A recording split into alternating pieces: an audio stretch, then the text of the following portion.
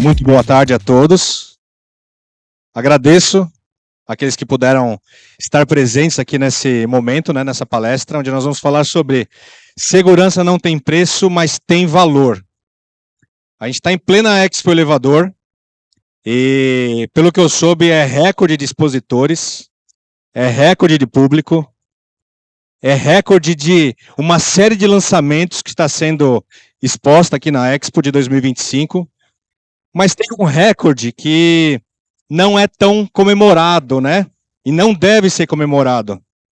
O mercado de elevadores ele está passando por um momento de transição bastante forte e o número de acidentes que tem acontecido são números recordes também, né? Então isso é motivo da nossa atenção. Por que há um volume tão grande de acidentes com elevador? Se a gente pegar todas as palestras que estão sendo ditas, a grande maioria delas fala sobre segurança. Segurança. E elevador não tem outro assunto se não falarmos sobre segurança também. Bom, eu sou o Sérgio Cardoso, trabalho já com elevadores há 28 anos, né? Trabalho agora na Shimerzel, na parte técnica comercial, né? Eu atendo a parte sul do Brasil.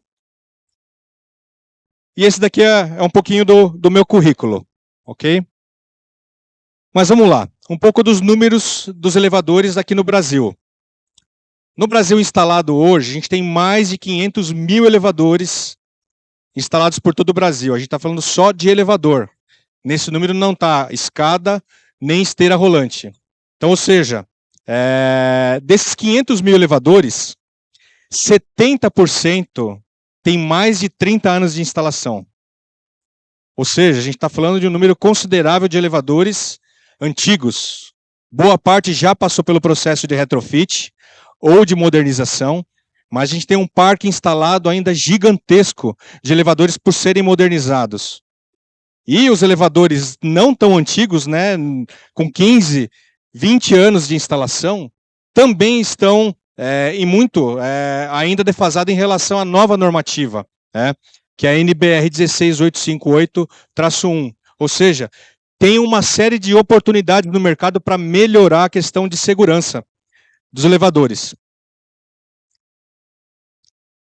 Nem sempre as decisões do dia a dia seguem essa lógica. O que eu quero dizer com isso daí? A pessoa, né, o gestor, o empresário que é dono de uma empresa de elevadores, ele dá uma série de decisões todos os dias, relacionadas à manutenção do elevador, relacionada à contratação de um projeto de modernização. E essas decisões, muitas vezes, elas são tomadas no piloto automático. Não é feita uma análise criteriosa daquilo que está sendo contratado. Então, ou seja, o nosso dia a dia é muito rápido, ele é muito dinâmico. Os clientes fazem pressão por preço, por prazo, né? Então o tempo ele é muito importante. Porém, qual é a melhor forma de se tomar uma decisão a respeito de como se executar uma manutenção, de como acompanhar a minha carteira, de como contratar uma modernização? É sobre um pouco disso que nós vamos falar hoje. Esse conceito, rápido e devagar, que me apresentou foi o José, a nossa mente brilhante lá da Shimerzel. É um livro que fala a respeito dos vieses inconscientes. Vieses inconscientes. Que é justamente esse piloto automático que muitas vezes a gente coloca em nossas vidas e tomamos a decisão de forma muito rápida. Quando a gente vai comprar um sorvete, por exemplo, chocolate ou morango? É simples, né? Eu prefiro chocolate, chocolate, né? Qualquer coisa, vou colocar uma roupa, né? As mulheres têm um pouco mais de dificuldade, né, de escolher a roupa, é meio mais prático, né? Mas decisões rápidas são para coisas simples. Decisões complexas não podem ser decisões rápidas no piloto automático.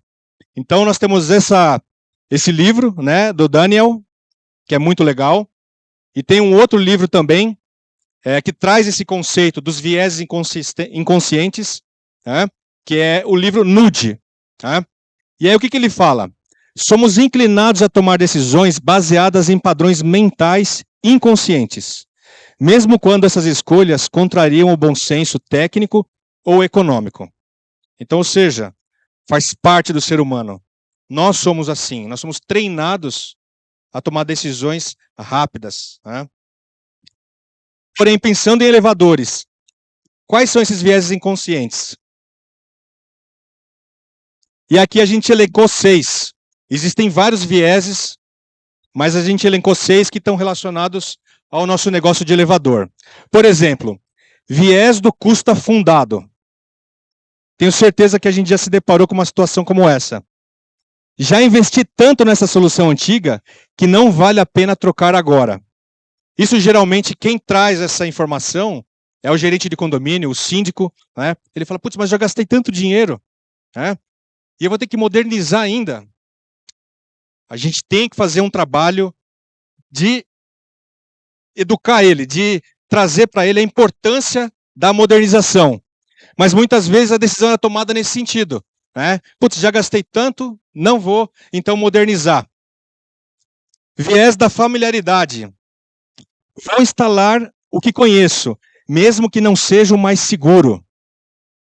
É um outro viés muito comum nos nossos dias. A gente tem problema de mão de obra, os técnicos às vezes têm dificuldade de migrar de uma tecnologia para outra, e aí ele toma uma decisão por familiaridade. Às vezes nem é o mais seguro, ele sabe disso daí. Então, o empresário, na hora que ele vai tomar uma decisão, ele tem que cuidar para não estar sendo induzido por uma questão de familiaridade. Outros 2 vieses. O viés de autoridade ou reputação, que fala o seguinte: se o fornecedor X vende assim, deve estar certo. Confiar cegamente sem verificação técnica pode comprometer a segurança. Esse é um ponto muito importante. A gente tem visto muito no mercado, vendo com segurança ou vendo sem segurança. O que eu quero dizer com isso? Eu vendo produto com norma ou sem norma. Se norma é segurança, a gente não pode decidir se vai ser sem norma ou com norma, não é? E muitas vezes a gente se ampara numa decisão dessa porque determinado fornecedor diz que pode, né? Mas quem é o responsável somos nós que contratamos. Uma vez eu ouvi uma frase de um dos papas da BNT, né? O Tuller, inclusive está por aí. Perguntaram para ele numa palestra: Tuller, eu posso, fornecedor X, ele pode fornecer um produto fora de norma? Ele falou assim, pode. E você pode comprar, inclusive, um produto fora de norma. Você só não pode instalar ele no cliente. Guarda ele na tua empresa lá e fica lá. Mas você não pode instalar, em hipótese alguma, um produto fora de norma. Então, a gente tem que ter conhecimento daquilo que a gente está instalando. E um outro viés de aversão à perda. Melhor não investir agora e evitar esse custo. Muito parecido com o que a gente já falou lá atrás. Recusa o gasto imediato, mesmo que o custo de uma falha futura seja muito maior. Tá? Então esse é um outro modelo de viés que pega a gente muitas vezes. Tem o viés da normalização do desvio. Ou seja, a gente sabe qual é o caminho a ser adotado. Sempre fizemos assim e nunca deu problema. A ausência de acidentes no passado é usada como justificativa para não mudar, ignorando que o risco segue presente. Ou seja, vai haver uma palestra em breve da doutora Andrea Faber. Ela vai falar sobre gerenciamento de crise. O que a gente deve fazer quando acontece um acidente? E ela passou para mim agora lá. Sérgio, ainda que eu esteja muito preparado para uma situação de crise, cada crise ela é diferente da outra. Então, ou seja, a gente nunca pode achar que não vai acontecer com a gente. A gente tem que estar preparado para sempre fazer o melhor, sempre cercar todas as situações. E o outro é viés de otimismo excessivo. Comigo nunca vai acontecer. Subestima riscos reais por confiança excessiva na própria experiência. Ou seja, a gente não quer que aconteça. E a gente tem que se cercar de todos os lados para que de fato não aconteça. mas muitas vezes as nossas decisões ela é tomada por um excesso de confiança. Tá? Ok. Esses são os vieses, então, que são apresentados. E como é que deve ser, então, as nossas decisões relacionadas à contratação de um projeto, seja ele de modernização, seja na hora que a gente capta um cliente novo? Decisões técnicas são conscientes, são escolhas ativas. Ou seja, a gente precisa gastar tempo analisando aquilo que está sendo contratado, analisando o serviço que a gente está realizando. Ou seja, os técnicos precisam ter consciência da responsabilidade que eles têm nas mãos, né, da manutenção que está sendo feita. Então, elas sempre devem ser baseadas em dados, em norma, em análise de risco. Envolve esforço, colaboração e coragem para mudar hábitos. Ou seja, quando a gente realiza essas ações de forma consciente, de forma técnica, de forma mais racional, a gente chega no final do dia mais tranquilo. Né? Eu gosto de dizer assim, o elevador, ele não é o meio de transporte mais econômico. Ele também não é o meio de transporte mais eficiente. Pode até ser, mas isso não é estatística para nós. A estatística que nós sabemos é que o elevador é o meio de transporte mais seguro. Mais seguro. Aí eu queria fazer uma pergunta para vocês não vão conseguir me responder. Uma pergunta retórica. Por que, na opinião de vocês, o elevador é o meio de transporte mais seguro do mundo? Por que o elevador é o meio de transporte mais seguro do mundo? Muita gente vai pensar, os mais técnicos, né?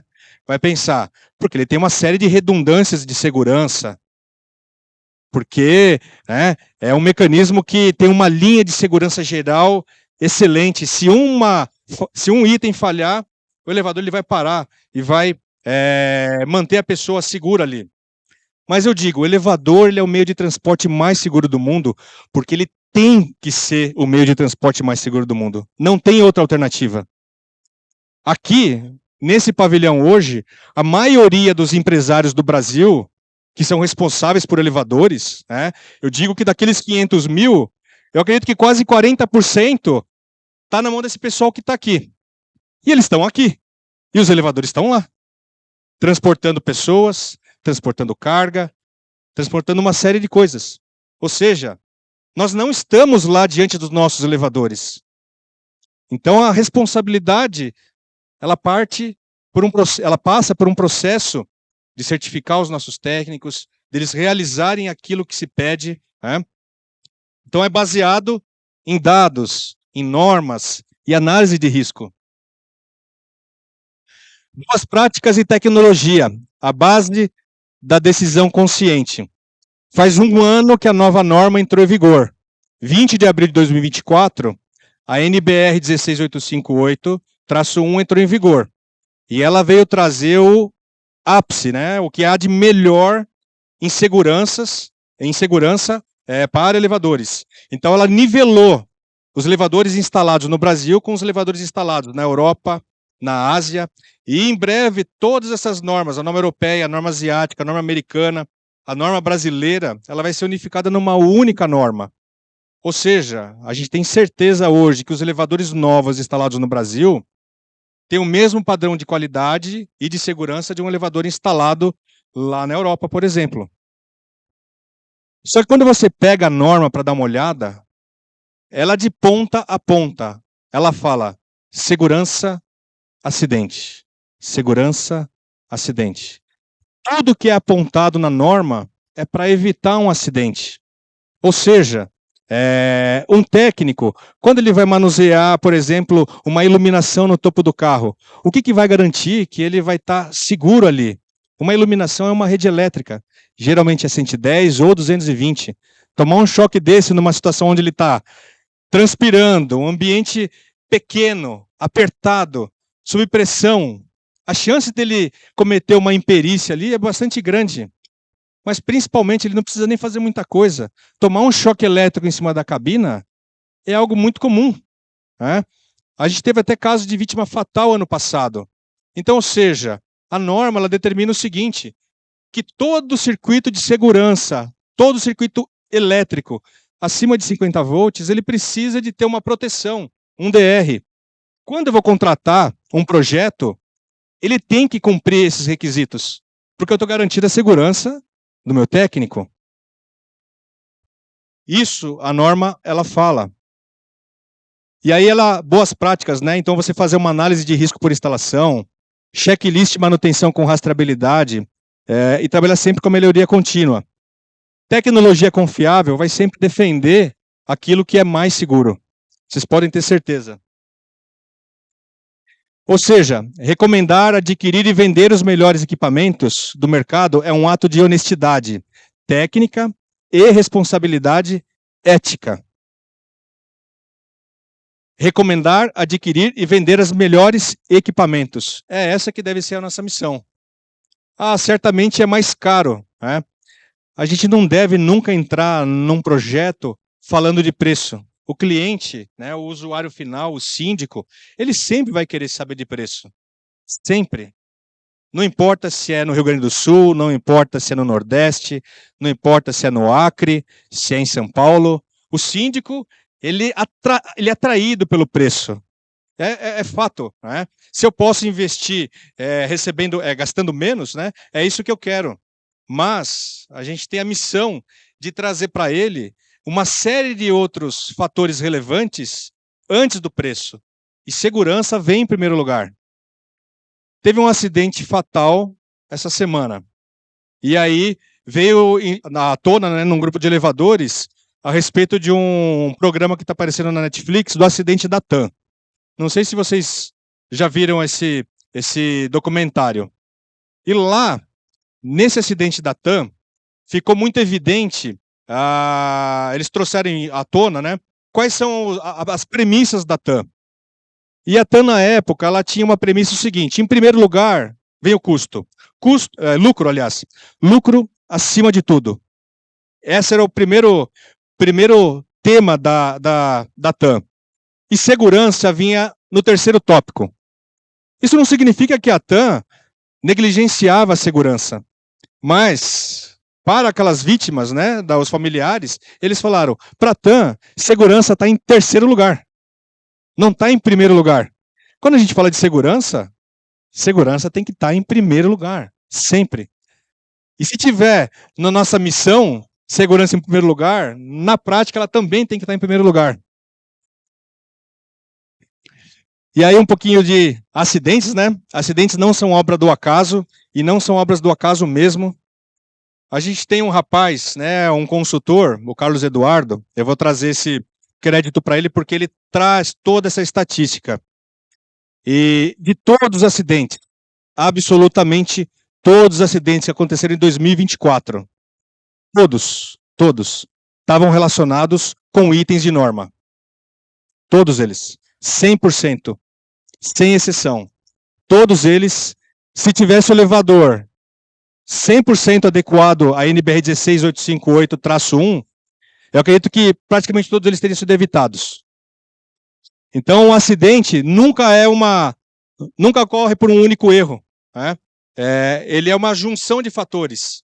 Então, a gente tem que evitar o erro humano e o erro do equipamento. Geralmente, ele está atrelado com as duas situações. Então, são resultados de uma cadeia de decisões mal tomadas, né? Seja na instalação, na especificação, na manutenção ou na contratação do equipamento.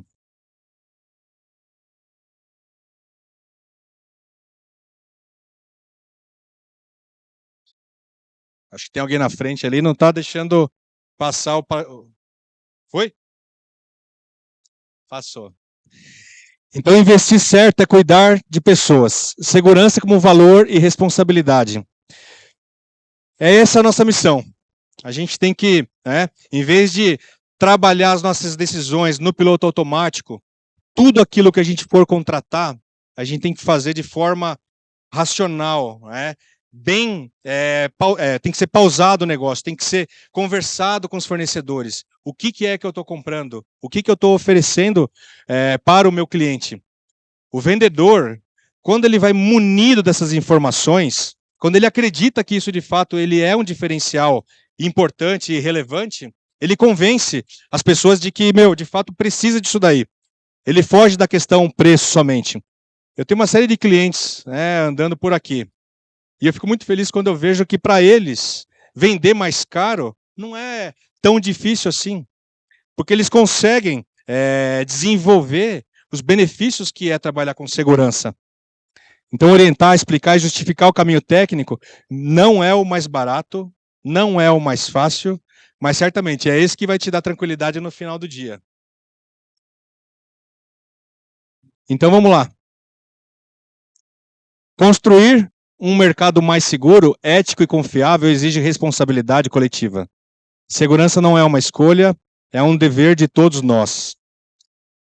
Esse que é o objetivo da nossa palestra, fazer com que a gente, quando for tomar uma decisão, que a gente faça ela muito de forma racional, considerando todos os pontos de segurança. E se caso vocês tenham alguma dúvida, alguma pergunta, eu estou à disposição. Obrigado.